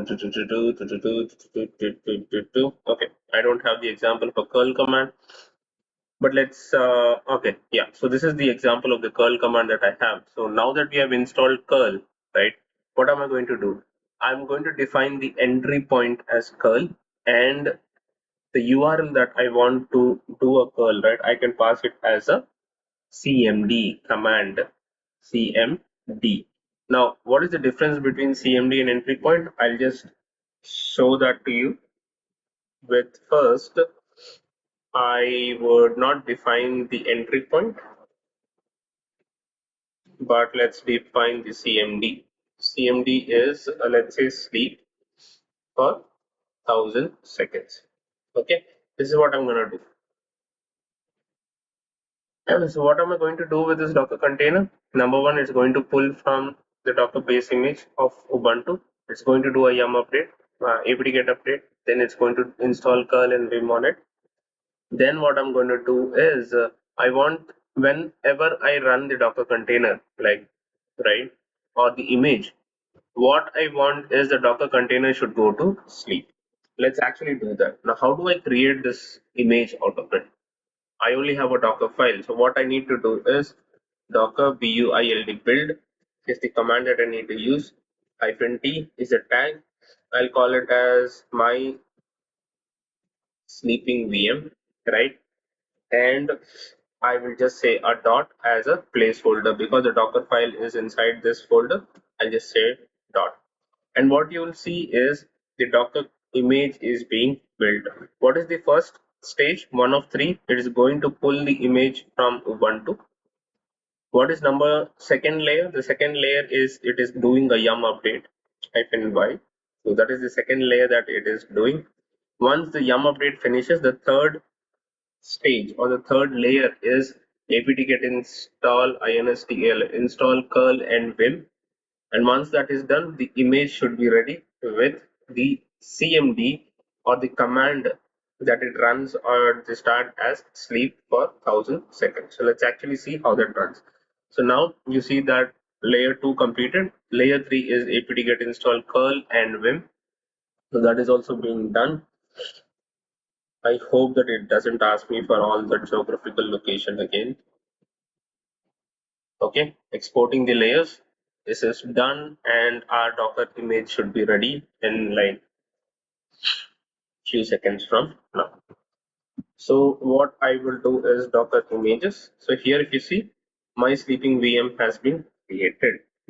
Now, if I run this -d in a detached mode, if I run my sleeping VM, the sleep is there. There is a small change that I need to do. I need to just give the command as sleep, and now that I have changed the Docker file, right, I cannot be using the same latest tag. So what I will do is I'll create a newer tag, call it as 0.1, and I will run the setup again. Now what has happened? Because it nothing has changed in layer 1 to 3, it was very quick. And if you do Docker images, I should have a new version of my sleeping VM, which is this.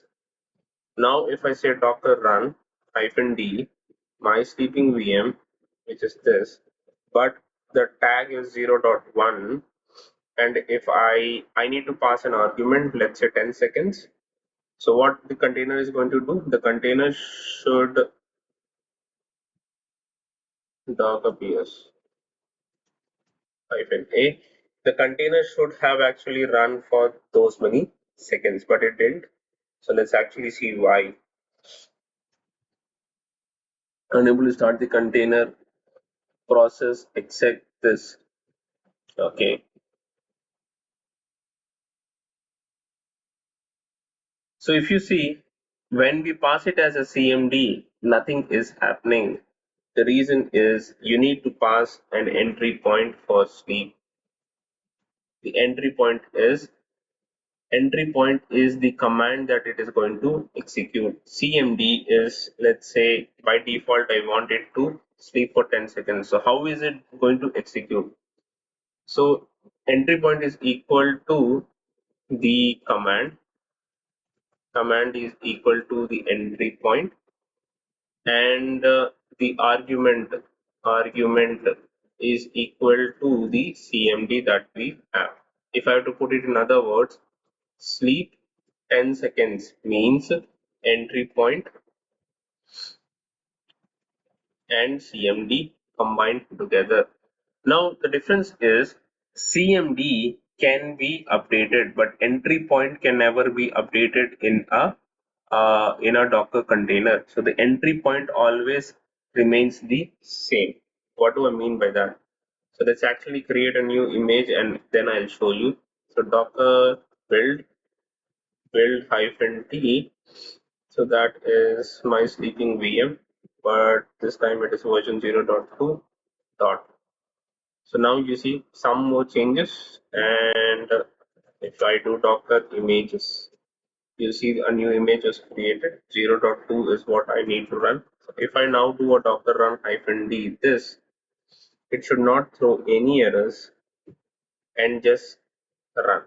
So Docker PS, you see that the Docker container is running and it is going to run for like 10 seconds and going to destroy itself, because the main command or the main entry point that I selected was sleep. The argument that I passed was 10. But let's say you want to run this Docker command for 30 seconds, right? All you need to do is give a space and provide the CMD. What is it going to do? It is going to run the command. It is going to run the Docker container for 30 seconds of sleep. If you look at this, the sleep is the entry point, which is always constant, cannot be changed or never be changed, and CMD is something which can be changed. That is the variable or argument, right? So I was able to change the argument to, let's say, 30 seconds. Getting it? Now let's say I want to see if curl is there or not, right? First, I'll go into the interactive mode. What happened? Okay. Now, if you see, I was not able to do this. Docker run hyphen it sleep, and when I gave bash, right, I was not able to log in into, or I was not able to execute. Why? Because the entry point says sleep and bash is the argument. Now, this command is not valid in Linux, right? Sleep always should be followed by a numeric value that determines the amount of time it is going to sleep in seconds, right? So that's the reason it did not work over here. How is it going to work? Very simple. So you already have a Docker container that is running. Okay, it actually stopped. So let's run it back. This time I'll give the sleep as, let's say, 300 seconds, which is equal to 5 minutes. Docker PS. How do you verify that curl is running on the system? A curl is there on the system. So you can do something called as docker exec -it this, and you could say bash, and you would be allowed into there. You could just type curl and see if curl is working or not. Yes, curl is working. HTTPS google.com is going to give you this, right? So it is working. Curl is working. We have verified this by going inside the container and looking at it. But how do I change my this Docker container, or this Docker file to also now support curl, right? Because the entry point is sleep. With this particular Docker image, right, my sleeping VM, with this particular image, I cannot perform any curl operations. You can do anything in the world, but you will not be able to perform curl operations over here. HTTPS google.com, you will not be able to do the curl operations. What happened? Let's actually see. Is it working? No. It's still doing a sleep 300. Oh no, sorry. This is the older one. If you see, this one just exited with 1. that means it had an error. If the exit is 0, that means it is okay. If the exit is 1, that means it had an error and it was not able to do it. Now, if you want to see why, Docker logs for a right sleep invalid interval time interval https google.com. So because sleep only and only accepts that, so we are not able to do it. Now how do I change it? If I have to change it with curl, right? If I want this ubuntu container to play with curl, I need to do something like this. I can then provide https google.com, right? And then I could change the variables according to my wish to get it done. Now let's again build the container, but this time I'm not going to name it as my sleeping container, my Perl machine, and I'm going to do it like this. Let's give a tag of 0.1 and what happened? It didn't work. Why? Because Docker build, I need to give a tag for t-t and then all of that follow. So this is now going to create this. And if you now look at images, you see that there is a curl machine that is out there. If you do docker run a hyphen d or not hyphen d is going to work the same way. So I'm not just doing anything. You see that it is going to do a curl for https google.com and it is going to give me an output. But let's say I want to curl for https facebook.com. I guess it is www.facebook.com. So let's do this and see what happens. Yes. Now this time this was able to do a curl for facebook.com because I provided a new argument. The argument over here behaves like a CMD. The argument over here behaves like a CMD. Then you could have an obvious question. What is the argument for the Ubuntu image itself?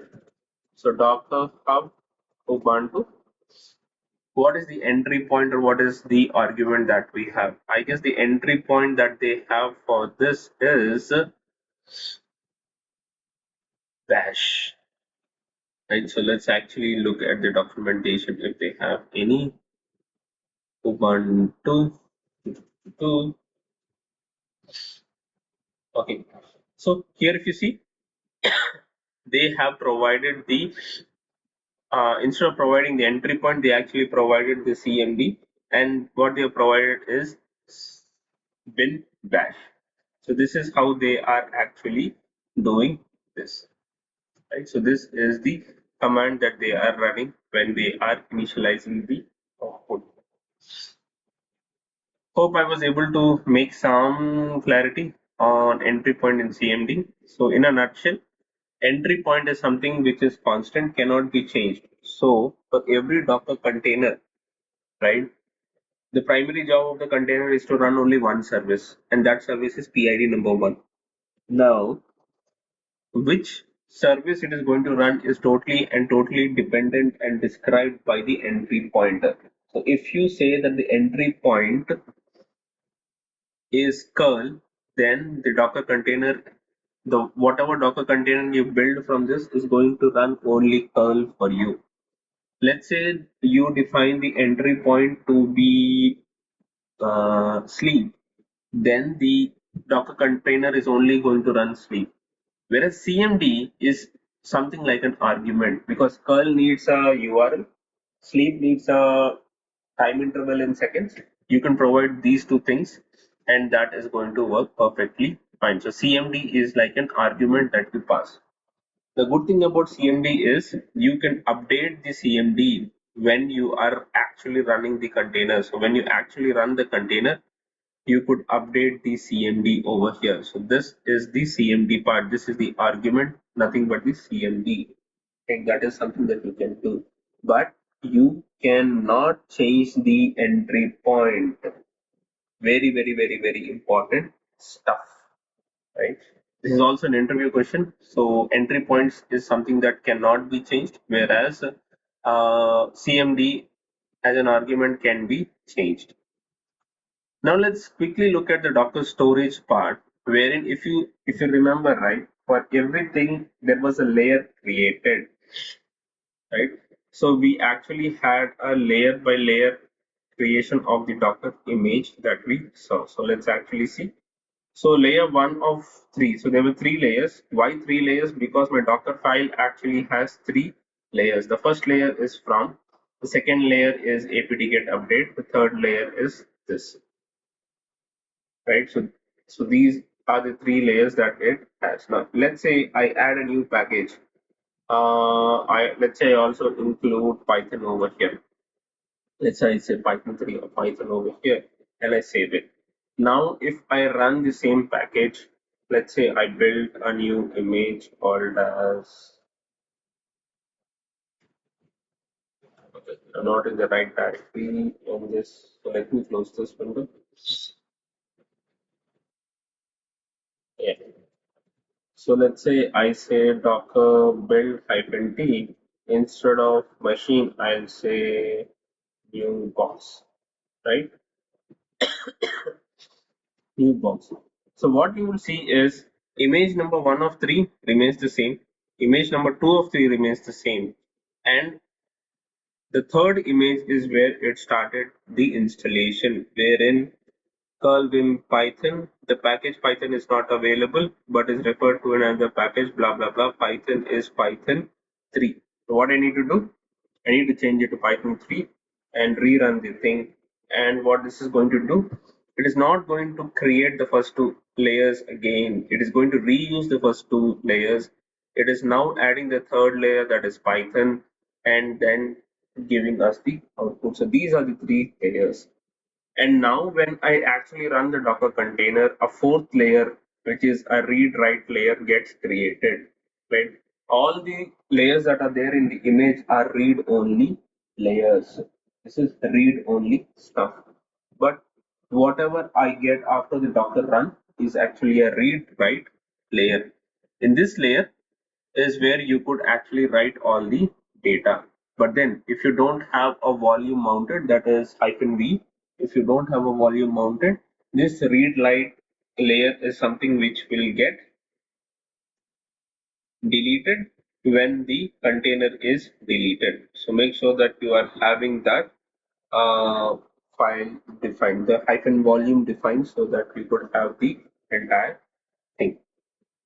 Right, so this is about the image layer and the container layer. The image layer is only read only, container image layer is read write, and that is how this entire thing is looking. Make sense? So we have multiple examples of entry points. So the entry point here is sleep, and what you can do is change the arguments over here, and that is going to give you better understanding of what the entry point arguments should be. The next topic is Docker network, which I will not be starting now. We will be discussing Docker networks tomorrow. With that, we will be coming to the end of Docker, and most probably we'll also be starting Jenkins or continue using Jenkins. So we would be spending some time with Jenkins tomorrow. Okay.